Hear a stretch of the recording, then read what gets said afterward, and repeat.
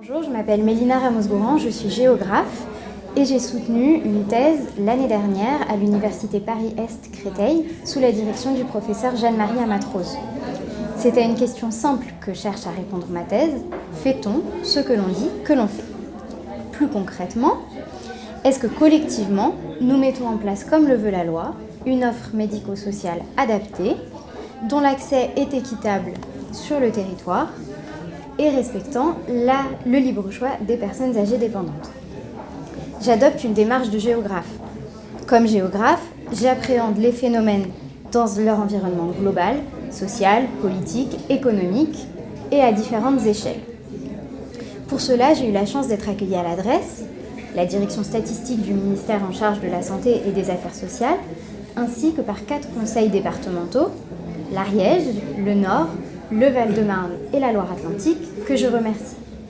Cela m'a permis de mobiliser des bases de données quantitatives et de rencontrer plus de 250 acteurs locaux.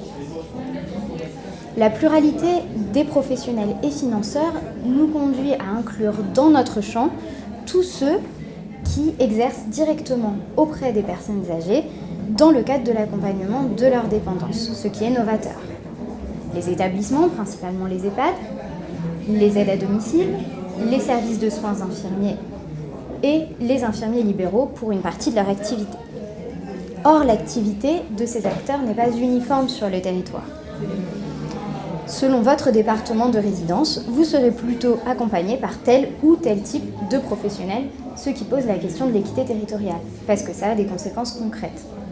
Par exemple, si une toilette est effectuée par un infirmier libéral, elle sera sur simple prescription médicale, plus simple à obtenir que le dossier d'APA, plus technique, à la fois pour la personne âgée et pour le professionnel, avec un reste à charge moins lourd, et cela permettra d'utiliser les heures APA pour faire d'autres choses. Ce que montre la thèse, c'est que ce n'est pas lié à une différence de besoin, mais à l'organisation de l'offre et à sa régulation par les pouvoirs publics, décentralisée ou non. Ainsi, l'offre en infirmiers libéraux est la plus inégalement répartie, en lien avec la liberté historique d'installation de ces professionnels. La cohérence et la convergence entre tous ces acteurs est le défi à relever pour améliorer le fonctionnement et diminuer les inégalités dans les années à venir. Une fois cela démontré, reste la question du libre choix des personnes, étudiée de 2 manières. D'abord par le non-recours à l'APA, qui peut être lié au manque d'information, mais aussi relever du choix de la personne. L'APA est un droit, ce n'est pas un devoir. Ensuite, par les migrations des personnes lors de leur entrée en établissement. Les changements de département peuvent être ici encore un choix des personnes âgées. Mais nous montrons, particulièrement pour les personnes les plus dépendantes et avec des troubles de la cohérence, que cela révèle une contrainte de l'offre, ce qui avait déjà été pointé par la Fondation Médéric Alzheimer en 2015. Cette recherche prolonge et enrichit d'autres travaux, menés notamment par l'équipe d'Agnès Gramin et par des chercheurs financés par l'adresse, en particulier Romain Sibyl et Cécile Martin, lauréates de ce prix en 2014.